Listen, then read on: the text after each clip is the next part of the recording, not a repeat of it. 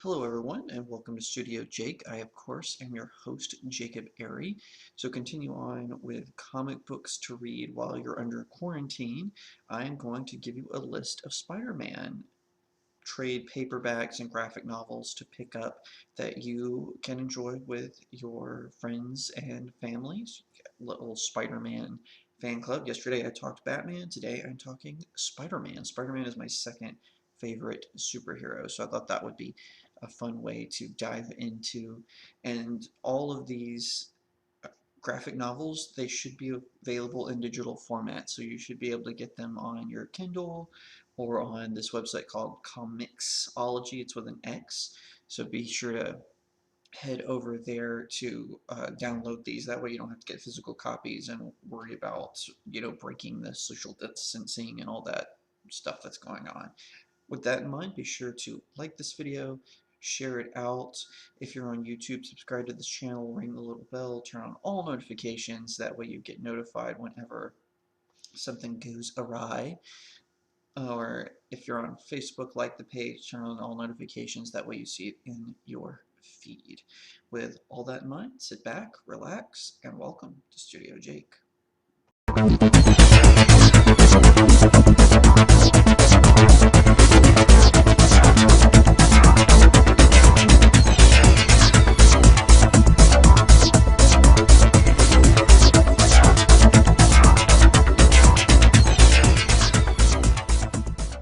We're just going to dive right in there. So here are 10 Spider-Man comic books to read while you're on quarantine.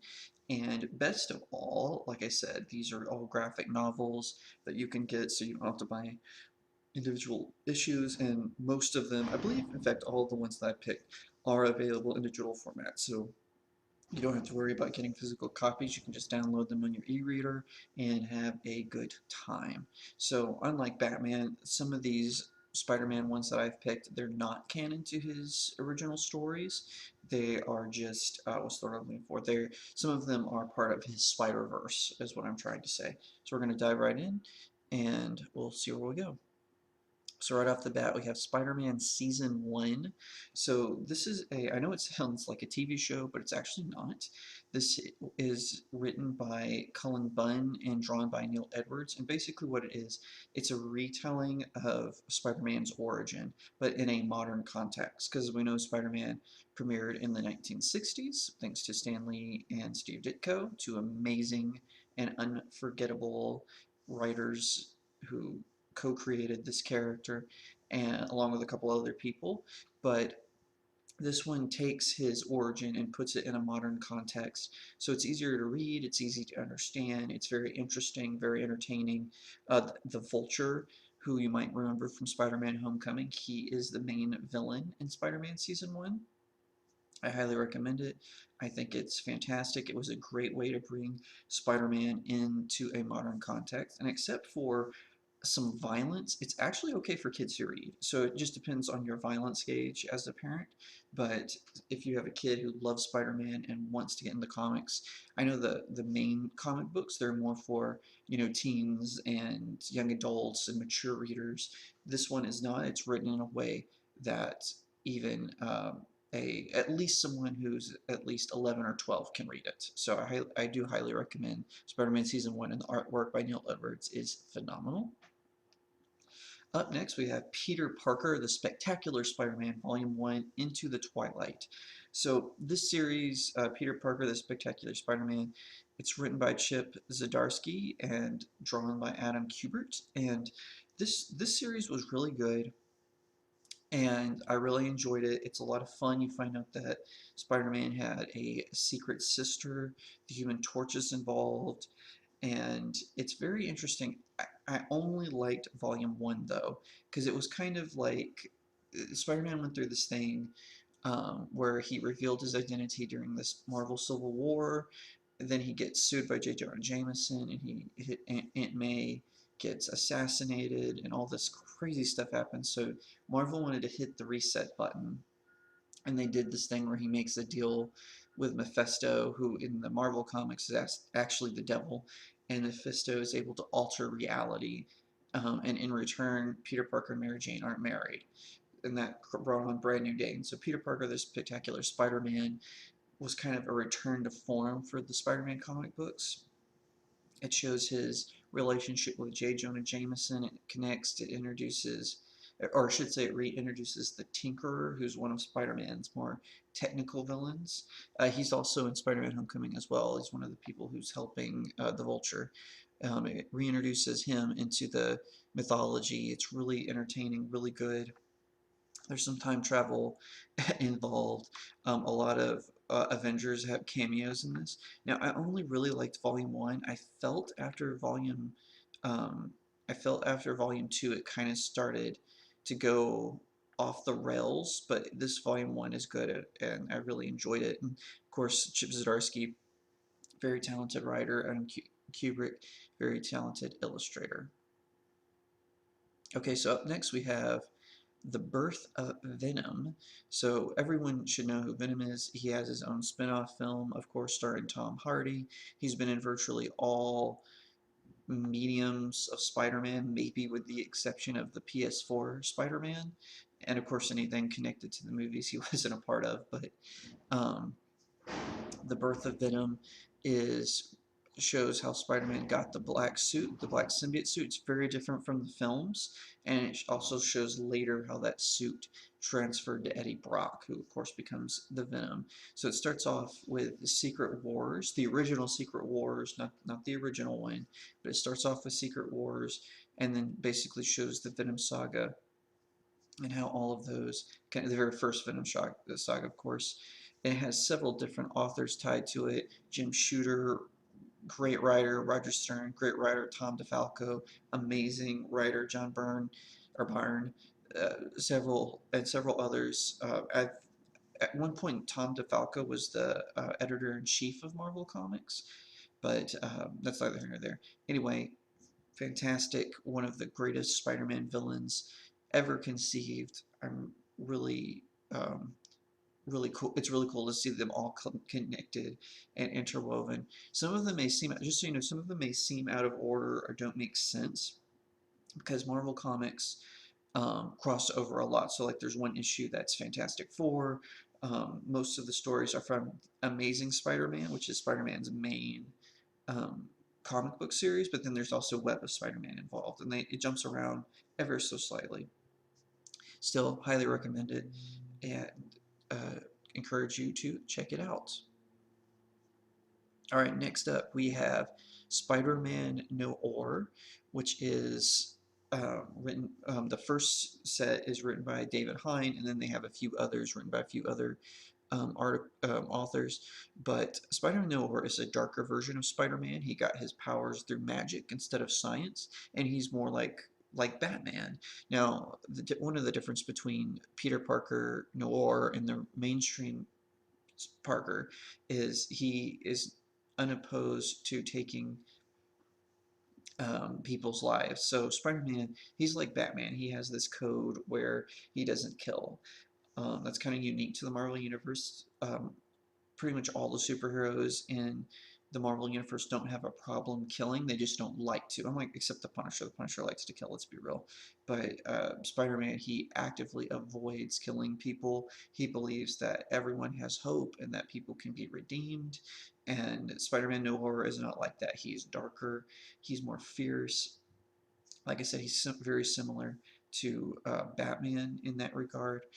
And I highly recommend him. He's actually in Spider-Man Into the Spider-Verse. He is voiced by Nicolas Cage, which is pretty amazing. Um, I think Nicolas Cage was perfect for him. I really hope that if Sony does a live-action Spider-Verse film, they bring Nicolas Cage back to be Spider-Man Noir. That would be phenomenal. All right, up next we have Spider-Man Carnage by David McHillaney. I hope I'm pronouncing that right. Um, I will say this one, I'm not sure if this one's available in digital. Probably if you went to Comixology directly or went directly to the Kindle store, it would be available. This shows the origin of Carnage. Of course, that symbiote is the son of Venom and how it gets attached to Cletus Cassidy, who's a serial killer.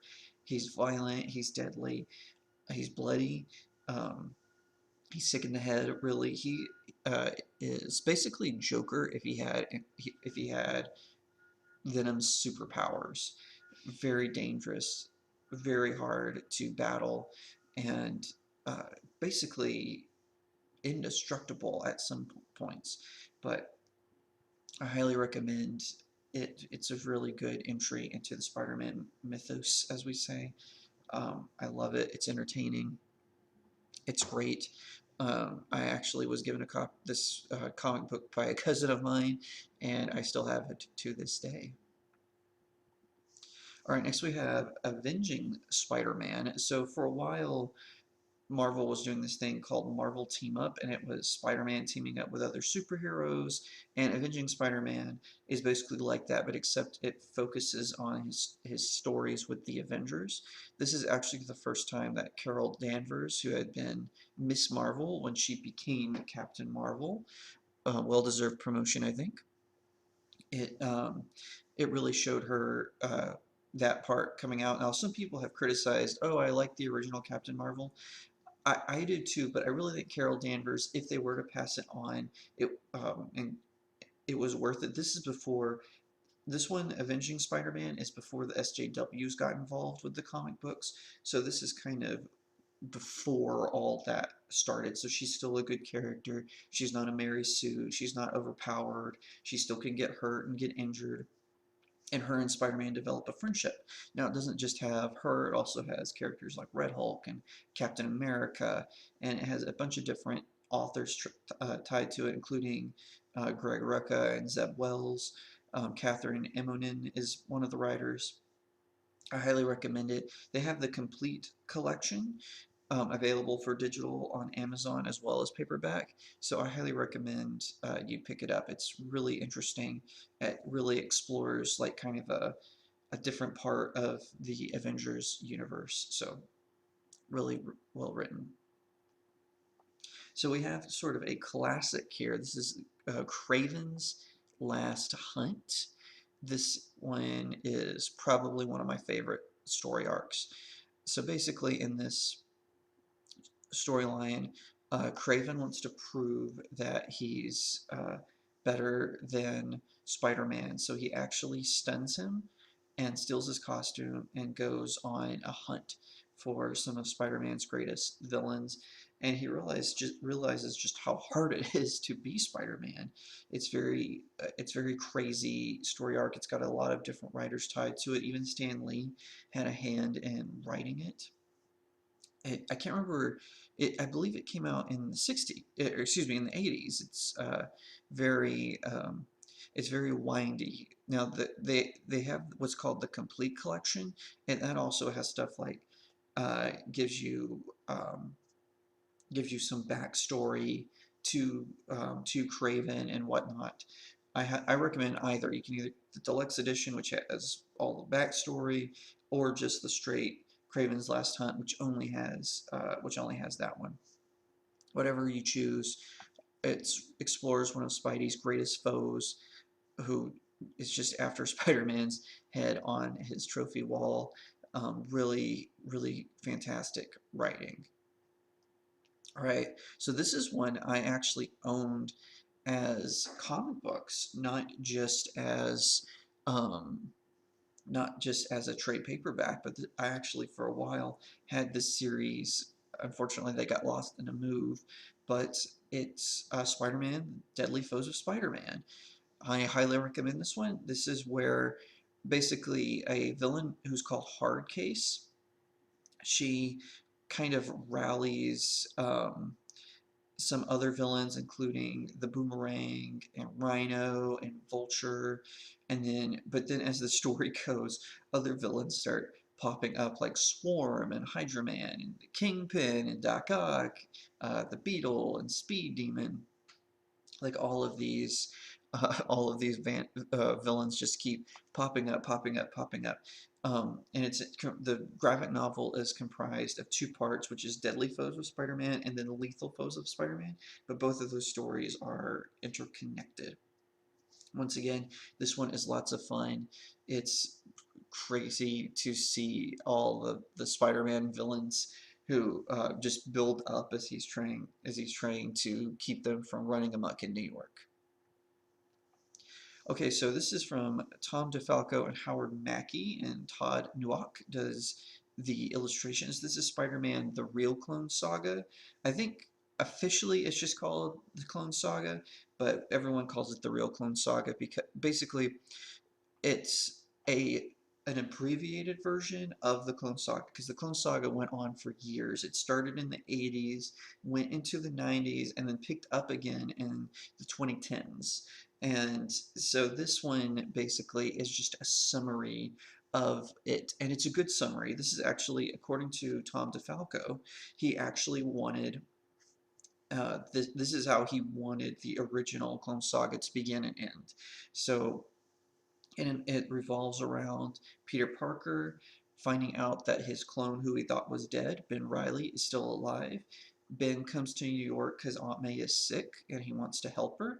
And then he ends up becoming like an alternate Spider-Man who's a little bit more rough, but he still doesn't believe in killing.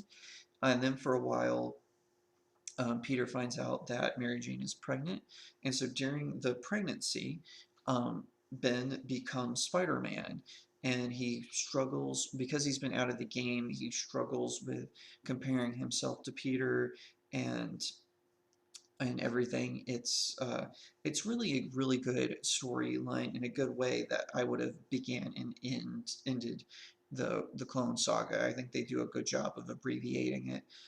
It's one of my favorite stories. It came out in 2010. Highly recommended. Highly, highly recommended.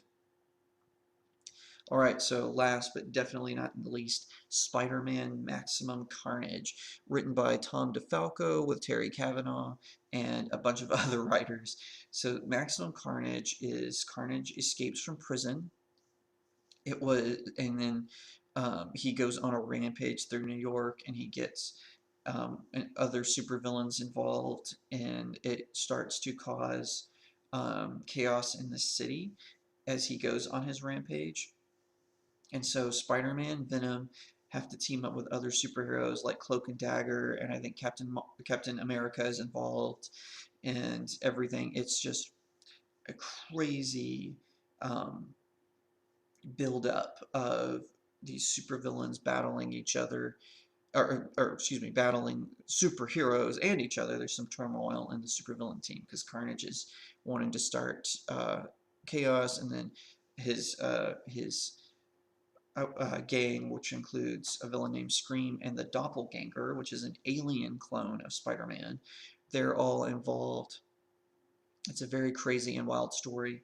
Definitely get it, because especially with Venom 2 coming out, which will include Carnage as a villain, it's a good way to get acquainted with that character. So anyway, that's pretty much all the time I have for today. So I hope you enjoyed this. If you want to get um, copies of any of those to read while you're on lockdown, like us here in LA, you can, like I said, you can get those in digital formats as well. Most of them anyway. I'm not sure of every single one, but I believe of the 10 I've read, I only saw one that wasn't marked for digital download. So find them, Comixology and Amazon. Now, that's all the time I have for today. You can find me everywhere on social media, on Twitter, Parler, and Instagram. My handle is Real Jacob Area on all three of those, so definitely head to each one of those and give me a follow.